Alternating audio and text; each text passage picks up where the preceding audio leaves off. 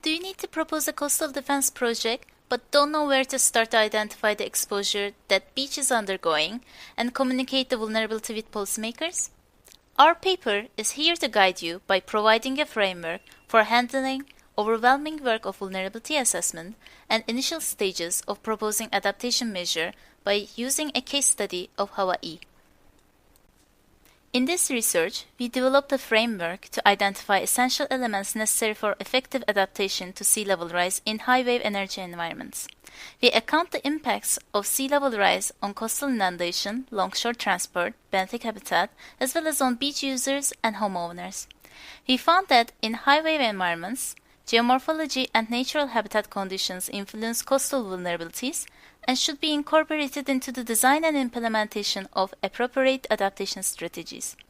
Also, by applying multi-criteria cost-benefit analysis, we saw the suitable adaptation option can be decided by understanding the differences in societal and ecosystem needs. High-wave energy intensifies the impacts of sea level rise and threatens coastal communities. We aim to raise public awareness by determining vulnerabilities and using information for planning and decision-making. Assessing the vulnerability of a region due to sea level rise and estimating the effects of strategies such as accommodation, protection, or retreat increase adaptive capacity. We give a guide for customizing the proposed framework to compile and analyze the existing data. Based on public and policymaker interactions, quantitative evaluation of adaptation strategies is presented to support planning and engineering in coastal areas.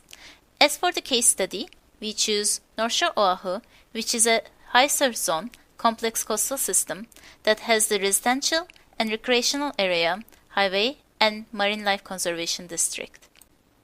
The framework we propose starts with identifying the climate stressor, then gathering existing data. The vulnerability study is branched into using GIS and NOAA assessment. With GIS, we create index-based coastal vulnerability maps for visualization, and with NOAA assessment, we look into the impacts of the ecosystem and community to create the assessment. These two branches allow us to identify the vulnerability of the area and propose adaptation options using multi-criteria evaluation. Multi-criteria considers social, technical, administrative, political, economic, and environmental aspects, and also assess the most balanced option via cost-benefit analysis. We use biophysical parameters of geomorphology, relief, natural habitat, wind and wave exposure, surge potential, and sea level rise for preparing coastal vulnerability maps.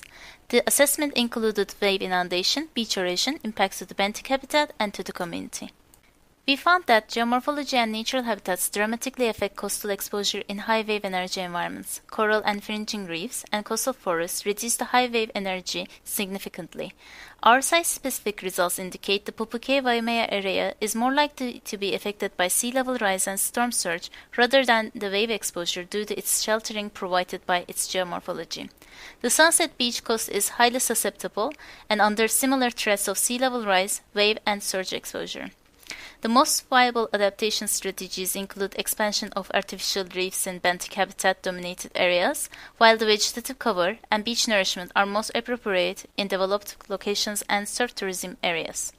In conclusion, comprehensive and quantitative research on sea level rise and the creation of a local knowledge and information base help to foster stronger understanding and design of adaptation strategies.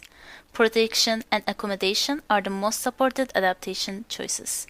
Further data, methods, and analysis improvement would include covering broader specific geographic regions, applying more parameters, using higher resolution, proper scaling, validating results from observations, stating assumptions and uncertainties, compatibility with other data being collected, readily accessible to the public, and provide an easy-to-use format.